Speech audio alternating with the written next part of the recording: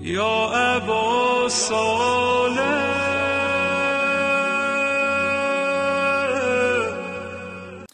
The first of those representatives, his name was Uthman ibn Saeed. Very, very important character. He was also a representative of the 10th Imam and 11th Imam, and then continued to play that role for the 12th Imam as well. Uthman ibn Saeed begins to play this role. Letters are brought to him. He takes those letters, delivers them to the 12th Imam. The 12th Imam replies to those letters. He sends those letters back to the Shia and continues to play this role. For about 6 to 7 years, he played this role. But there's something very important, because these letters that are going between the Imam and the Shia are on a wide variety of topics. They're not on one or two topics. There are fiqhi matters that the Shia are asking, halal and haram, should I pray at this time? Should I fast at this time? When I go for Hajj, what should I do? So on and so forth. There are questions about aqa'id, the belief system. Do we believe in this? Do we not believe in this? So on and so forth. There are questions about akhlaq and manners and behavior that they ask the Imam. And there were also times where there were particular situations that they had questions about, particular characters, particular figures who had become dominant in society. So many times you will find letters from the 12th Imam where he says, so-and-so individual does not represent me. So-and-so individual does represent me. This was a common theme. Wonderful. For 7 years, Uthman ibn Saeed, the first representative, is taking letters and sending letters back. Yes? But what lesson can you and I learn from his life? This is the first of those lessons. When you look into history, Uthman, beyond the titles that he had another title that people knew him by. And that title was As-Samman, the one who sells oil. So wait a second, representative of the 12th Imam, selling oil. I thought this is a full-time situation, yes? Like resident alim, this is what his title should be. What is this? Selling oil and so on and so forth. The first representative, because of the humility that he had at one hand, and on the other hand, the secrecy that he had to keep in order to make sure nobody knows about these letters, had taken on an occupation and a job as a cover so that others would not know that he takes letters with him and brings back letters with him. This is a big lesson to learn from this. So in society, his thing was, he would go out in society with the different pits of oil, yes, selling oil. And amongst the customers comes this Shia person, comes that Shia person, and in the pits of oil, put what? Put letters. So some of the oil that he was carrying from one corner to another corner, the first representative was in fact carrying letters that would go to the 12th Imam. And then this Shia person would come back to buy more oil, and now he's getting the response to his letter. This was the level of secrecy that the first representative had. Now, I want you to imagine this. If you're living in society, yes, and you don't know about all these details, and you see someone selling oil, I mean, that's a typical occupation, a typical job. Maybe you cross by that person and you think, you know what? That person's not even important. It's an average person. But in reality, he's one of the closest to the 12th Imam. The lesson to learn from this is that in today's world and in our lives, you never know who's who.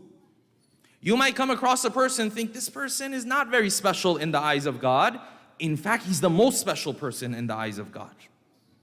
You might come across an individual, think, oh, this person, God doesn't really care about him. In fact, God cares about him a lot. You might come across an individual and think, what has this person done for the Imam anyways? Then later on, you look into his life, you see sacrifices that he made for the Imam and for Allah subhanahu wa ta'ala that you and I have never made in our lives. You don't know. You don't know who's a close friend of Allah subhanahu wa ta'ala and who's not. So what did the Ahl Bayt teach us? The Ahl Bayt teach us that you deal with everyone as if they are a close friend of Allah. What does that mean? The respect that you show, the honor that you show, the way you show hospitality to someone. And if they told you, Ayatollah Sistani is coming to our house tonight, what's the household gonna do? Everyone is gonna get together. Oh, let's prepare. What's the best sweets we have? Prepare that, yes? What's the best clothes we have to wear? Let's prepare that. Let's make the house completely clean, yes? Prepare it fully. But if now they told you, oh, so-and-so is gonna come, do you show that same level of hospitality? You don't show that same level of hospitality. Sometimes because you look at that individual and you say, Baba, he's not too much of a big deal. The first representative of the Imam, there were people who might have come across him and said, you know what? This guy just sells oil. He's not a big deal. He's not a big shot. But in reality, he's the most important of all of the companions of the 12th Imam. This is the first of the lessons to learn about the first representative. Aloud salawat, please. Allahumma salli ala Muhammad wa ala Muhammad. Now, was he an important person? Yes. You find when Imam Askari passed away, was martyred, who came to do the kafn and dafna? Many of us have heard that the salat of one Imam can only be done by another Imam. And this is very true. All of our scholars agree on this. So the salat of the 11th Imam was done by the 12th Imam. The kafn and the dafna, who helped out with it? This first representative helped out with it. This was the role that he had. But imagine people came across him in society. They didn't even know who he was. He had reached a status, this is the level of humility. He had reached a status that the 10th Imam and the 11th Imam, both of them, they said, if you want to hear something as if it's coming from us, go to Uthman ibn Saeed. Imagine two ma'soom imams, infallible imams. They say what? They say we have so much trust in this individual, whatever he says, it's like we're saying it. Okay, very critical. That's why companions came to him. They wanted to ask him questions, Uthman ibn Saeed. Before they were going to ask him the question, they said, Uthman, first let us tell you what two ma'soom imams have said about you. He said, go ahead. They said, when we asked Imam Mahdi who we should listen to, he said, Uthman thiqati. Uthman is my confidant. Whatever he says, it's like I'm saying it.